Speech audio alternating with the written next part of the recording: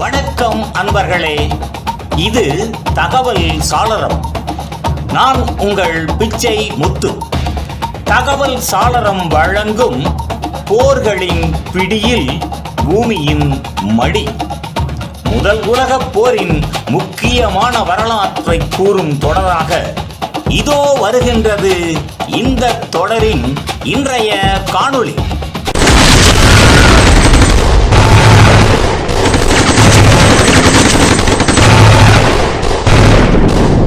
பேரலைகளுக்கு நடுவே கடல் போர்கள்.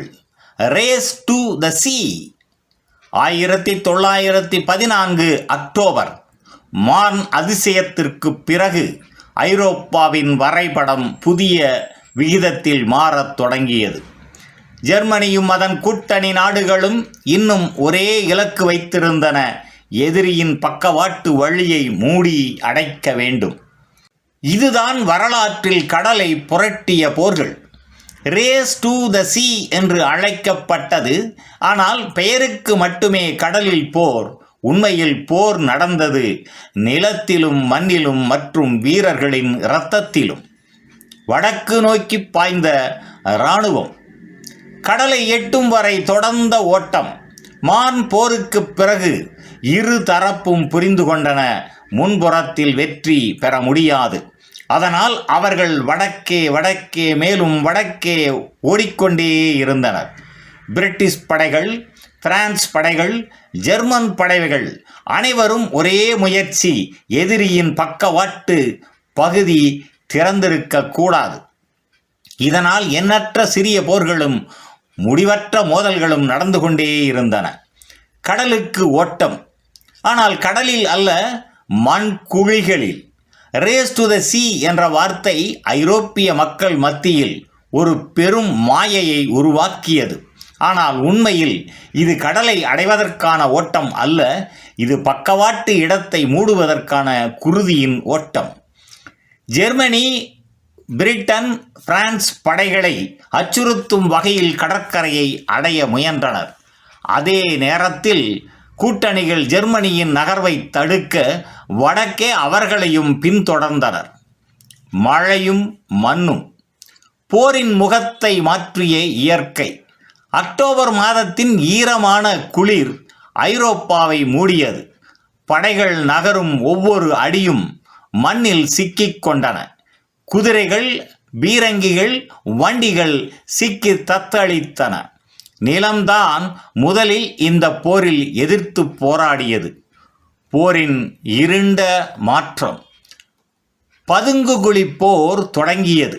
ஒவ்வொரு நகர்விற்கும் மிகப்பெரிய எதிர்ப்பை சந்திக்க நேர்ந்தது. அதனால் இராணுவங்கள் ஆழமான குழிகளை தோண்டின. ஆரம்பத்தில் தற்காலிகமாக இருந்தவை விரைவில் நாடுகள் முழுவதும் விரிந்து மரண குழிகளாக மாறின.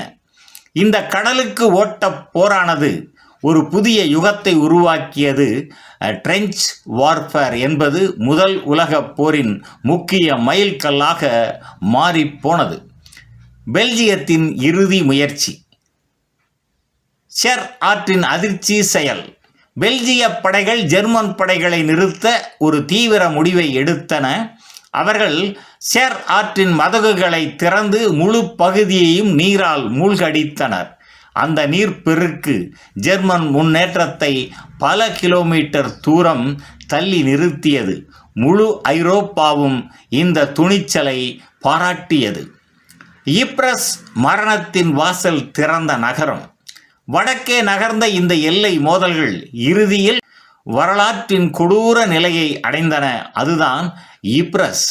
இங்கே நடந்தது மனித வரலாற்றின் மிகவும் இருண்ட, மிகவும் கடுமையான போரின் விளைவுகள். இது ரேஸ் டு த சீயின் கடைசி நிமிடம்.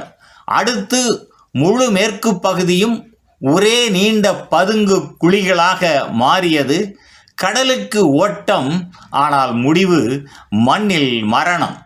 இந்த ஓட்டம் புதிய யுகத்தை திறந்தது. நன்று நண்பர்களே, முதல் உலகப் போரின் வரலாற்று தொடரின் பிறிதொரு காணொளியில் மீண்டும் சந்திப்போம்.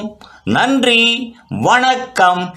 புதியதோ உலகம் செய்வோம், கெட்ட போரிடும் உலகத்தை வேரோடு சாய்ப்போம்.